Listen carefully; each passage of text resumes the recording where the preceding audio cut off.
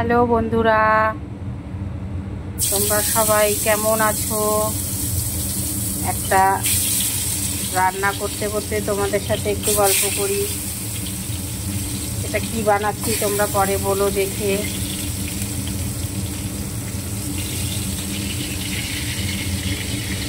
চটজলদি একটা রান্না। পেঁয়াজগুলিও দিয়ে দেবো সাইড দিয়ে। ভীষণ ভালো খেতে লাগে। আমি বানাই, তোমরা দেখো, তারপরে তোমরা বানাবে, বানিয়ে খেয়ে বলবে কেমন লাগলো।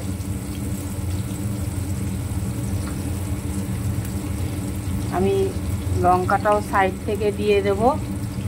তো আমি শুকনো লঙ্কা দিচ্ছি, তোমরা চাইলে কাঁচা লঙ্কাও দিতে পারো। আর ঝালটা যার যার ইচ্ছে মতো, যে একটু ঝাল বেশি খাবে সে একটু ঝাল লঙ্কা বেশি দেবে, আর যে ঝাল খাবে সে একটু ঝাল কম দেবে।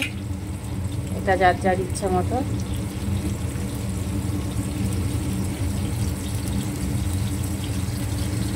বেগুনটা উল্টে পাল্টে ভেজে নিতে হবে ভালো করে। তার সাথে সাথে পেঁয়াজটাও ভাজা হবে। চলো এটা ভেজে নিই। দেখো বেগুনটা ভাজা হয়ে গেছে। এইবার আমি বেগুনটাকে তুলে নেব। এই দেখো, এটা রসুন, পেঁয়াজ, বেগুনটা তো ভেজে নিয়েছি। আর লঙ্কা বললাম তোমাদের ঝাল যে যেরকম খাও সেইভাবে লঙ্কাটা দেবে।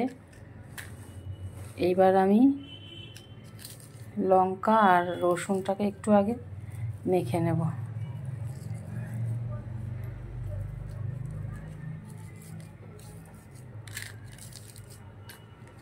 লঙ্কা দিয়ে রসুনটাকে দিয়ে একটু মেখে নেব।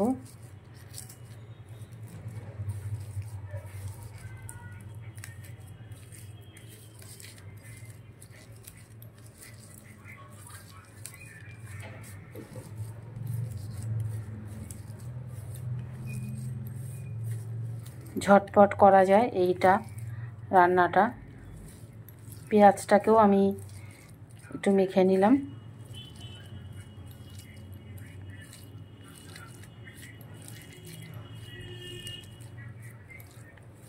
রসুন লঙ্কার সাথে একটু পেঁয়াজটাকেও মেখে নিলাম।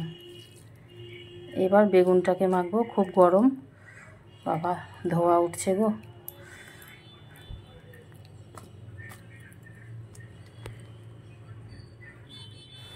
বেগুনটা মেখে ভেঙে একটু পাখাটা চালিয়ে নিয়েছি গো, কি গরম, হাত দেওয়া যাচ্ছে না।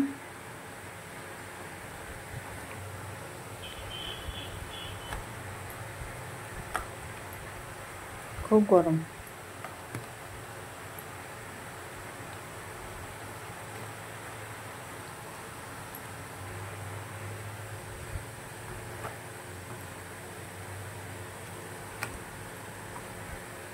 ধনেপাতা কুচিটাও দিয়ে দিই।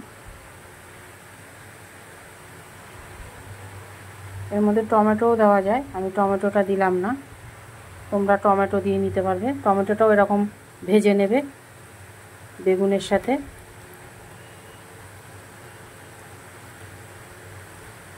টমেটোটা দিলে আরেকটু বেশি ভালো লাগে। আমি টমেটোটা দিলাম না, শুধু বেগুনটাই মাখছি।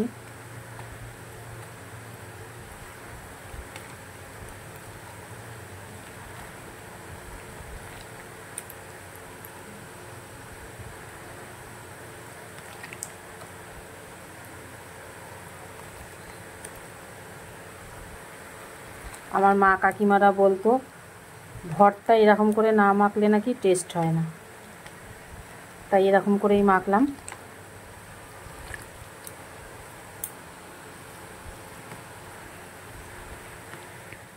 দেখো হয়ে গেছে বেগুন ভর্তা। গরম ভাত, রুটি, যেটা দিয়ে খুশি তোমরা খেয়ে নেবে বানিয়ে। আর কমেন্টে বলো বেগুন ভর্তাটা কেমন হয়েছে। তাহলে রাখছি, গুড নাইট, সকলে ভালো থেকো, সুস্থ থেকো, টাটা।